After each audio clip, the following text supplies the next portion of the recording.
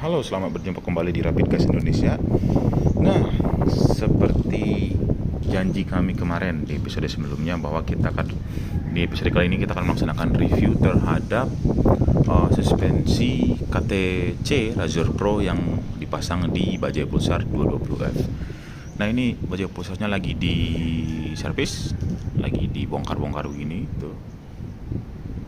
Nah, ini kemarin habis touring Bogor juga untuk mengetes performa dari suspensi ini. Mohon maaf nih, motornya agak kotor ya, agak berantakan, tapi ya namanya juga ngetes kan ya.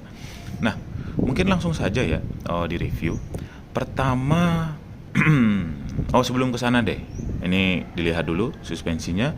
Ini setelah penggantian per yang terakhir yang warna merah, itu ternyata yang saya beli di Lamongan itu ternyata per yang dipakai tersebut tidak terlalu bagus, ternyata tidak terlalu cocok juga dengan suspensi ini relatif terhadap berat total dari kendaraannya gitu loh. Jadi kendaraannya tetap terlalu berat untuk setup per yang kemarin yang dari Lamongan.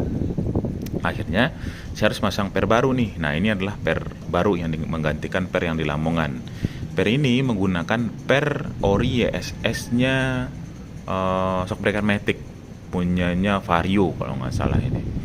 YSS-nya model YSS shockbreaker Vario zaman dulu yang masih 110 kan, panjang pernya sekitar 20 cm, bisa masuk ke dalam posisi pernya KTC Razor Pro ini.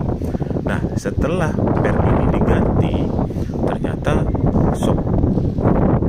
performa KTC Razor Pro atau performa KTC Razor Pro ini di Pulsar 220F ini sangat oke, sangat mengagumkan. Bahkan menurut saya lebih oke daripada suspensi standarnya, karena kan KTC Razor Pro ini bawaannya hidrolisnya ada sistem reboundnya kan, jadi lebih oke. Sementara suspensi Pulsar kan tidak punya sistem rebound ya, hanya sistem preload saja di atas ini kalau suspensi ori Pulsar.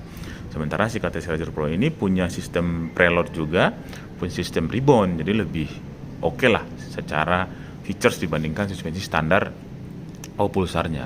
Dan suspensi KTC Pro ini juga udah menggunakan pengisian gas nitrogen di dalam gitu. Jadi setengah ini ada gas nitrogen, setengahnya itu ada oli biasa. Nah, secara setup ini posisinya reboundnya berada di posisi yang paling soft. Nah, sementara pernya sendiri untuk preloadnya hanya sedikit saja. Ini bahkan tidak ada preload ya, hanya tepat akan dipreloadkan. Jadi ini hanya sekedar nyantol dan keras untuk memastikan posisi per ini tidak bisa bergeser kemana-mana gitu loh. Jadi preloadnya hampir nol, reboundnya juga di posisi nol, dan performa shocknya sangat oke, baik untuk pemancingan maupun sendiri. Untuk traveling shocknya sendiri itu cukup pendek ya, hanya sekitar segitu saja tuh, belum nggak kelihatan. Nah, itu bisa kelihatan nggak nih? Ini yang polos ini yang tidak ada pasir-pasirnya itu traveling shocknya. Sebentar saya ambil sigmat untuk ukur ya. Nah, udah ada sigmatnya nih. Nah, kalau kita ukur, kita lihat di sini posisi traveling shock dari titik mentoknya di atas itu sampai dengan titik pemakaian yang terakhir itu berada di sekitar 45 mm atau 4,5 cm saja. Nah, pertanyaannya, apakah dengan traveling shock pendek itu shock ini berarti keras? Jawabannya tidak sama sekali. Shock ini empuk, stabil, dan benar-benar bisa memastikan kontak ban belakang ke aspal itu terjaga.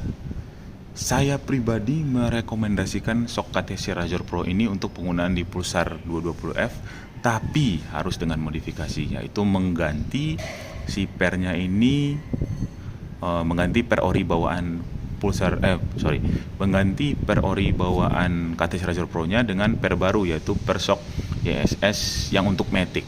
Nah, dua-duanya diganti, harus dua-duanya. Kan shock Pulsar 220F 2 ya. Nah, berarti kalau secara total duit yang dihabiskan nih, untuk shocknya sendiri saya beli itu sekitar 700 sampai 800 ribu rupiah. Tentunya tergantung toko tempat Anda beli. Saya belinya di online shop, jadi harganya rentangnya sekitar segitu, 700.000 sampai 800.000. Nah, untuk pernya sendiri saya beli itu di tukang suspensi. Jadi saya datang lagi ke tukang suspensi untuk menukar per ini gitu loh. Nah, untuk review shocknya sendiri, performa shock ini baik di jalan datar maupun di tikungan sangat oke menurut saya. Jadi untuk setup yang sekarang ya, bukan setup yang standar, dimana yang sekarang pernya udah diganti, ini sangat cukup untuk bepergian jarak jauh. Tapi sejauh ini tesnya baru ke Bogor sih, nanti akan dites ke Bali. Untuk bepergian jarak menengah kali ya jalan bilangnya, karena kan Jakarta Bogor doang, baik untuk boncengan maupun sendiri. Performa shock ini di tikungan maupun di lintasan lurus sangat-sangat cukup, bukan hanya cukup sih, lebih ekspektasi menurut saya untuk settingan di Pulsar 220 ini. Pada saat track line ability-nya sangat-sangat stabil, ban belakang benar-benar terasa diam dan menapak, dan pada saat diajak hard cornering, shock ini juga kemampuan untuk menjaga kontak ban belakang ke aspal juga sangat bagus.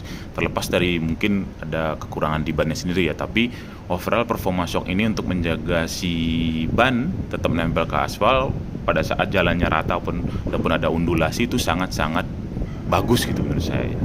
Nah, cuman mungkin itu kelebihannya ya. Kelebihan yang pertama itu secara performa setelah shock ini dimodifikasi, artinya dalam artian untuk penggunaan di Pulsar 220 pernya harus diganti, itu sangat oke. Nah, kelebihan yang kedua menurut saya secara kualitas rebound ya.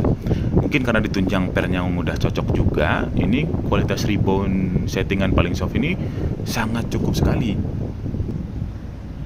Nah, kelebihan yang keduanya adalah shock breaker ini menurut saya secara rebound itu cukup empuk dan apa ya istilahnya, walaupun empuk tetapi stabilitasnya dalam mengkontrol traveling roda belakang untuk menjamin kontak patch-nya juga tetap bagus gitu loh. Jadi untuk dibawa kencang enak, untuk dibawa pelan juga enak, sangat enak gitu, dan dibawa di jalan jelek juga oke, dan dibawa di jalan yang mulus juga sangat oke. Tetapi walaupun shock ini oke ya secara performa, ada kekurangannya sih. Nah, kekurangan yang pertama nih dari shock ini, yang pertama adalah tentunya pada saat pertama kali selesai dibeli, shock ini tidak bisa langsung dipakai ke motor Pulsar 220F, dikarenakan sepertinya settingan nilai K dari per shock ini tidak cocok dengan total berat dari sepeda motor Bajaj Pulsar 220 ini, karena memang kan Bajaj Pulsar 220 ini sepeda motornya agak sedikit berat ya. Jadi kita harus mengganti per bawaan si KTC Razor Pro nya dengan per suspensi shock lain. Nah, itu kan biaya lebih ya, ada cost yang harus dikeluarkan lagi untuk memodifikasi. Itu yang pertama. Terus kekurangan yang kedua adalah menurut saya secara performa terkadang shock ini tidak konsisten gitu loh. Dalam arti yang konsisten itu, kalau shock ini udah dibawa jalan cukup lama dan banyak mengalami bukan begitu ya argumennya. Kalau shock ini dibawa jalan cukup lama dan jalannya itu nggak rata, jadi dalam artian shock ini banyak beroperasi, banyak naik turun gitu, terkadang performa reboundnya itu nggak konsisten. Dalam artian kalau shock ini olinya udah panas di dalam, kemampuan dia untuk menjaga kualitas reboundnya agak kurang. Jadi gimana ya, kadang-kadang berasa terlalu empuk lah gitu sih bilangnya. Tapi untuk ukuran harga shocknya yang segitu, saya rasa no issue ya, karena kan harganya ya 700-800 ribu gitu loh, walaupun harus ada biaya lebih yang dikeluarkan untuk memodifikasinya agar cocok dengan si sepeda motornya. Oke, sekian dulu episode kali ini dari Rapid Gas. Semoga review shock KTC Razor Pro di Pulsar 220 ini dapat menjadi inspirasi bagi rekan-rekan semua. Kalau pertanyaannya apakah Rapid Gas merekomendasikan shock ini untuk diaplikasikan di Pulsar 220, Rapid Gas merekomendasikan, cuman dengan catatan harus ada modifikasi yang dilakukan. Oke, kita akan terus update mengenai project sepeda motor Bajaj Pulsar 220 ini, dan kita berencana juga mengetes motor ini ke Bali Solo Touring. Jadi stay tune ya, jangan lupa nantikan konten-konten selanjutnya. Untuk saat ini kami akhiri. Terima kasih atas atensinya. Sampai jumpa di episode selanjutnya dan terima kasih.